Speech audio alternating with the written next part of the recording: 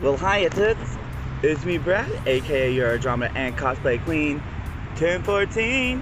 We would like to thank all our early birds, night owls, and everyone else in between for setting your clocks for 1014 and joining us down here at the warehouse.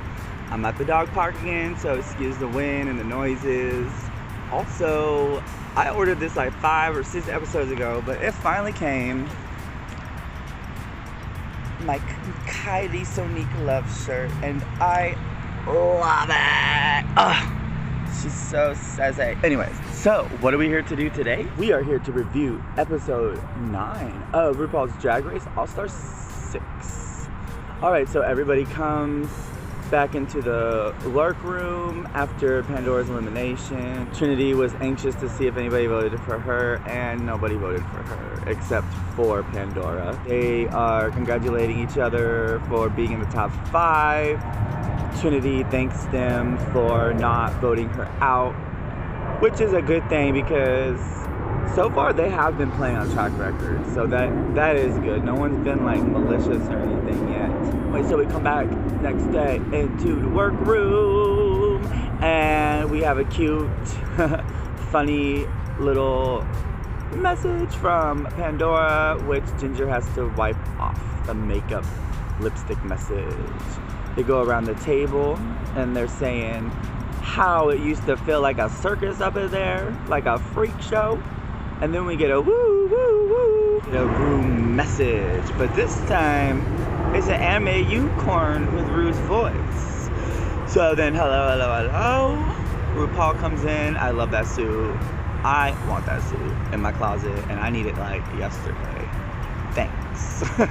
RuPaul announces what the Maxi challenge is going to be, which is inspired from the show Drag Tots that he worked on with the likes of Bianca Del Rio, Adore Delano, Latrice Royale. First, we have a little mini challenge, which is little school setup, and the queens have to pretty much match the answer to what the rest of the class is gonna say. So, for instance, if one is like more towards Eureka, hopefully the group will be Eureka, and then everybody will get a point, so on and so forth.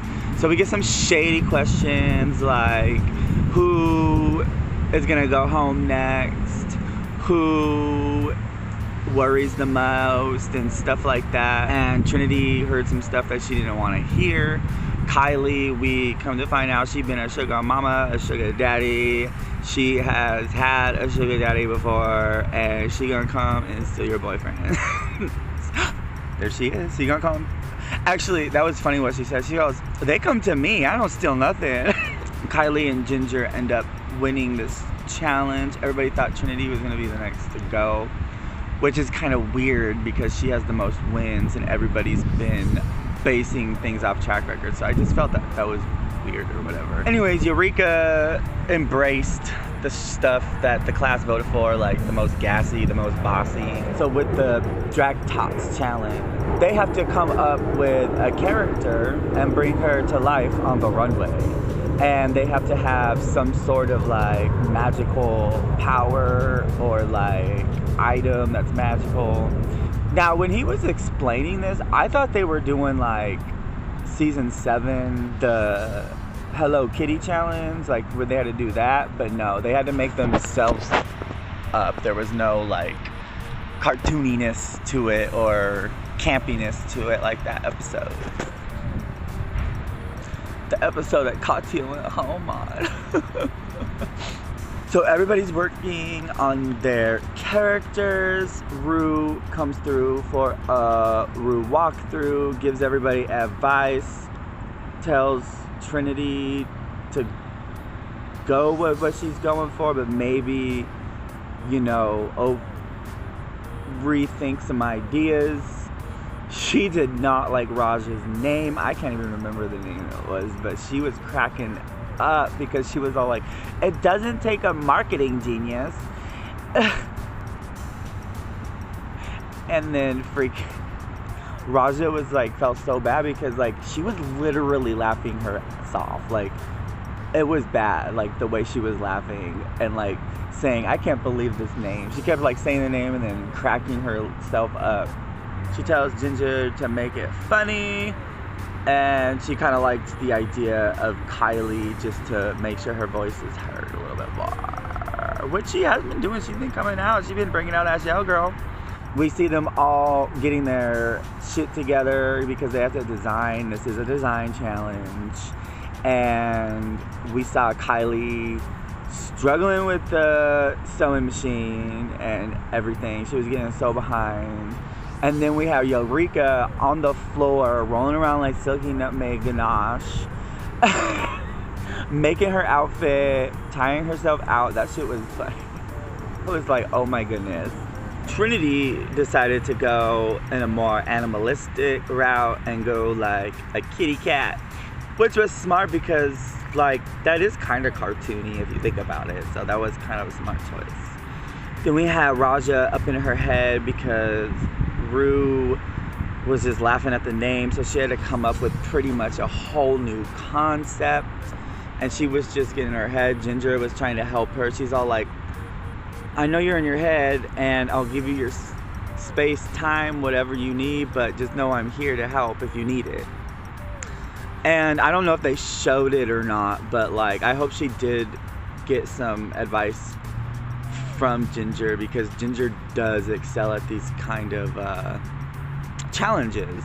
Then we come to find out that Eureka is doing a super villain, which is fun. I love the super villains. I always love the super villains. Yes, bitch. Yes.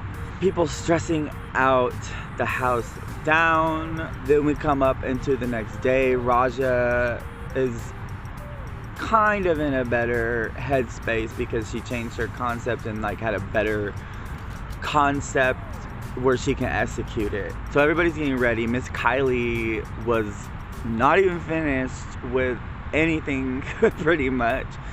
But I mean, she pulled it together from what we saw from the performance. And then we get to the runway, which was fabulous what she was wearing, Miss RuPaul. And she was even feeling herself. She was doing a little dance down the runway, a little kitty, kitty, kitty. Meow, meow, meow. That was so cute what she was wearing. I loved it. Anyway, so we get the judges, which are Ross Matthews, Michelle Visage, and Charlie XCX. We get to the characters for Drag Tots after the Drag Tots for Bianca Del Rio and Latrice Royale come in. And throughout the whole thing, they were making and cracking a little bit of jokes here or there, which was funny, kinda. Like, I didn't find it completely necessary, to be honest with you. So we come to the performances. Honestly, they were all kind of cute. Actually, I enjoyed all of them. I didn't really not like any of them. Raja's was really fun. Ginger's was really good, but it was expected. Again, the comedy thing. I wanted to see her do something other than comedy. You know, if I was on the judging panel, I would want to point that out and be like, hey, let's see you do something else, because they always read the body queens for not wearing pretty much just freaking bodysuits, and then they knack on the queens that don't speak up loud enough. So like, I don't know, I feel like comedy queens that don't break outside of that comedy route in this competition should learn how to do something else other than comedy and show the judges more versatility. With that said, it was very funny. She did a good job, I'm not gonna lie. Trinity's was really fun. She looked super cute. Sorry, there was like an ant crawling on my leg. I can't really remember the names of everybody's characters, so I'm so sorry. So then we get to the critiques, and then nobody really got bad critiques except for Eureka to move around a little bit more on stage, as well as Kylie, and that to make her voice a little bit, you know, whatever. But I thought Kylie did a good job. I thought they all did a good job. So we get to the winner, which was Raja. Congratulations on her second win. Everybody has a second win in the top 4 except Miss Kylie Sonique Love. You can do it, girl. I believe in you. Everybody else was in the bottom. So we go backstage, back into the workroom where they have their meeting. Judges go over all their business. And Kylie was pretty much saying, you know, track record wise, I should still be here. And she was saying, you guys know I have a lot more to bring. I've been waiting 11 years for this. I've been waiting 11 years for her to be on the show. So you know that this means everything to me, and I want to be here, push past all of the challenges that I had. And I've been listening to the judges. Ginger was pretty much, you know, Kylie and Eureka got the worst critiques, and to base that off a track record, which to me was Ginger was pretty much going to vote for Eureka because Eureka has had no wins. So if we're basing things off a track record, Eureka is the one to choose. They all say why they should be there. Raja was all like, well, maybe I should take out Ginger or I should take out Trinity now because it's a, you know, competition, which I would have too. Like I said, when you get into the top 5 and 4, now is the time to take risks. You get to the queens voting, and then Raja picking up her lipstick, come back out.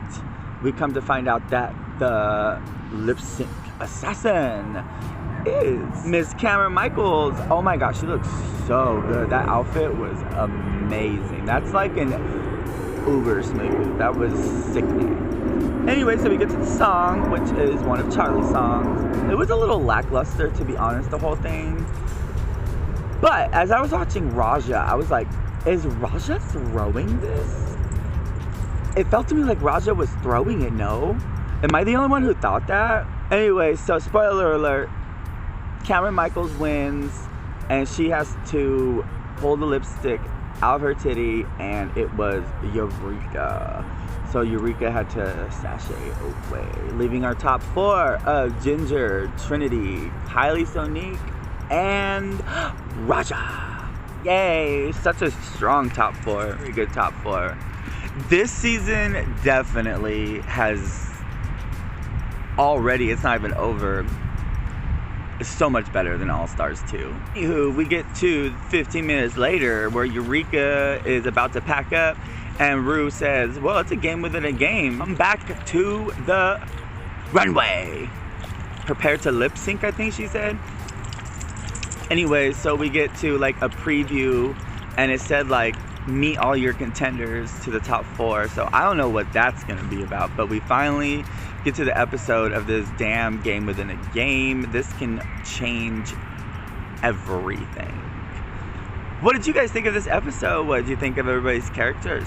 What did you think of performances? What did you think of the lip sync? What did you think of the outcome? Let us know in the comments below. And I, Brad, aka your Andromeda and Cosplay Queen 1014, would again like to thank all our early birds, night owls, and everyone else in between for setting your clocks for 1014 and joining us down here at the warehouse. Until next video, like, share, and subscribe.